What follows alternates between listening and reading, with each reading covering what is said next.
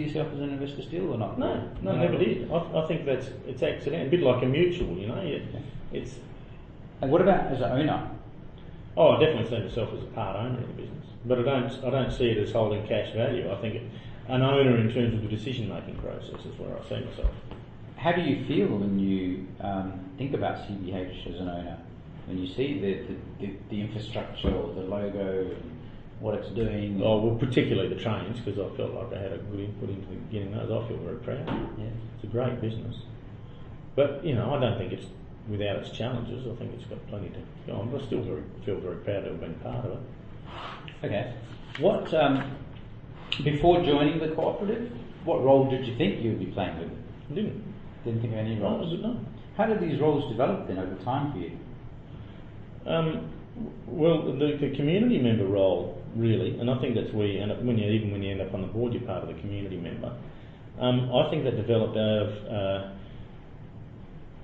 being concerned about my own business. You know, I was worried about how my business would fare if that was in different hands. So if we were to talk about a time frame, let's say 1, 2, 3, 4, 5 years, right? Now that's interesting. That's a really good point. So I actually started getting involved 2 years before I stood for the board because I was very concerned about this movement to corporatise CBH. So this would have been because you've been a member for about 15 years, I think you were saying. Yeah. So 13 years ago, I started getting worried about where we were at, and what would happen to our business if we didn't have CBH.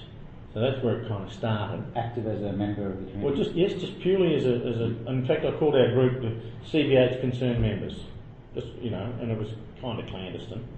And then I decided after we'd done 2 years of this, it was right at the time when wheat was being deregulated, and you know people just were looking, you know, for piles of cash, and I realised in 1997 I went to the USA and looked at cooperatives and realised they were a very good business model. And I realised that it would be a very short-term cash gain, but long-term extra cost pain in the terms of how much it would cost to handle our grain.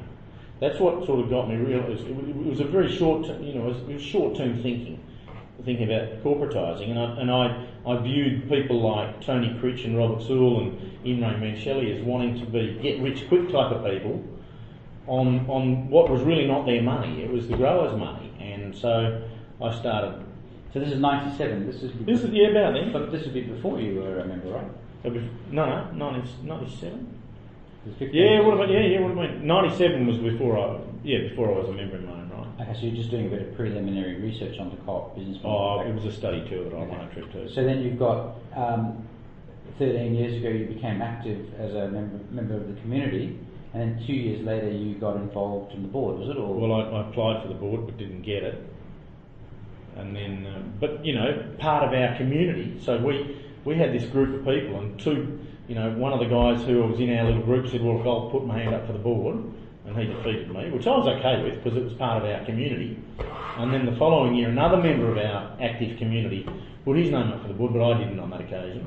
And then the following year, I put my hand up. But that was all about trying to change the power of the board. And then is that because as a patron, or is that because of an owner? That was because of an ownership issue, and I was concerned. That was because I was concerned for the community of owners. Mm-hmm. Yep. If you can, does that all make sense? sense? Yeah, that's fine. I've never really considered myself to be a community member in those, but now thinking about this with you, it actually was about being a member of a concerned community member of like-minded community members trying to solve this or save this cooperative. And was that a lonely battle, or did you find that you had other members as well who were going through this with you? You'd be amazed. I wrote letters to the editor, and I had people ringing me out left, right and centre, and that's when I decided I better start having meetings. And, I wrote a letter. In fact, I've probably still got it somewhere. I could probably give it to you. When I wrote a letter to the editor and said, Imre Mencheli's just trying to turn himself into a Michael Chaney wannabe.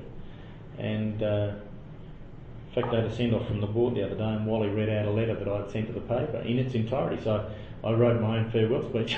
Okay. Wow. And how did that guy take it, though, with all that stuff? What it did is it engendered a whole lot of extra. A lot of other people read my letters to the editor, and so this community grew it really grew. You know, we had people coming from all over the joint. You know, Richard Brown from Carnamah, and you know, Doug Smith from Pingrup, and Derek Clawson from Wild Catcham, and me from Pingelly, Rod Madden from Morawar. You know, Wally Newman didn't actually want to be involved in it at the time, but he could see what we were doing was right. And so we had people coming from all over the state, really worried about saving this cooperative, and you know, as community members, really. Do you think a major instigator of all of this was your investor hat? No. Because if the whole point was to protect CBH and so, you know, ultimately... user. As a patron. Yeah, I Yes, think so. the patron hat. So the patron hat got instigated you to get concerned about, hey, if these guys, something happens here, it's going to affect my business. Yeah. Then your community member hat came on, and then it evolved into, hey, I'm an owner of this, so... Yeah, I think so. That's I think that probably is a good way. Look, I've never thought about this before, and you've made me put an interesting way of viewing it. But yes, I think that's how it started off very definitely as a patron, then very definitely became a community, because it was a group of people, very interesting and great group of people who got involved trying to save it. And then, I guess it was from an investor point of view. Do you think other members followed that same evolution as you? Well, there was definitely a group of us at the time who did, yeah. Okay. But, we just recently had a takeover bid from AGC, and that was definitely from the point of view of, I think that was collectively the board, who had been a lot of those community members that we were talking about back in 1997 through to 1999, or whatever it was, 2001. A lot of those people actually ended up on the board. So Rod Madden, Vern Dempster, Trevor Badger, Kevin Pushbichler and I were all part of, and Wally Newman as well, we're all part of this community that was very concerned about saving the cooperative. Okay. So yeah, it was the board. That was a recent agency. The board was made up of that community group when the AGC came along, so it was an easy decision. Yep. One of the interesting things that happened early on in the piece, we had this project called Project Dawn, which was about whether the growers really wanted to keep the cooperative, because there were independent directors on the cooperative at the time, and even though we'd all got elected on this on this platform of maintaining the cooperative, none of the independent directors believed it, or my guess is wanted to believe it, because they were part of this crowd that wanted to corporatise. I don't think they really understood until we actually surveyed the members and then whacked the results on the table and said, see, the growers want it. Even though we'd been elected on that basis, they didn't really get it. Okay. But that finally turned around, and once that became solidified as a board position, that was very easy for us to reject the AGC takeover. Okay. In your opinion, what constitutes active participation with your cooperative? Probably, you could say it's just delivering to CBAs, but I actually think it's probably more like going to grower meetings and participating in the grower advisory group and getting on the board. So that's much more active participation. What about the AGM? Yeah, we had a very good turnout at the AGM. I think that's a good opportunity for people to get themselves educated and have their say. When you say good turnout, what do you mean? Like, what, as a percentage of your membership, 4,200 members? 5%. 5%. Is that good? I think it's pretty shit house myself. Okay. Why do you think people don't attend? I wouldn't call it apathy. I think just satisfaction. Satisfaction? Yeah, they're satisfied with the way the cooperative is operating.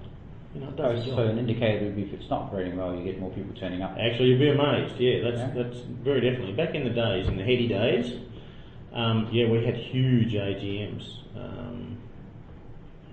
where people were coming and voicing their dissatisfaction with the direction the cooperative was going, which was down that corporate path. So now it's 5%, and it's just if it's good, it's okay. I think it's all right. I've got to tell you this funny story. There was this guy called Jim Alexander, who's a great guy, Beverley farmer, and he walked into the tent at Darren one day, and he summed up the whole change in CBH from before I started on the board to after we got it. And he goes, 3 years ago I walked in here, he said, I felt like a fucking leper. And he said, I feel quite welcome today. Now, I reckon it really summed up the change in CBH, because we used to talk about, CBH used to talk about value to the company. And now they don't talk about that. They talk about services to the shareholder, and that's a massive change in the way they do business. Massive. And They say shareholder, not member. Two of the same.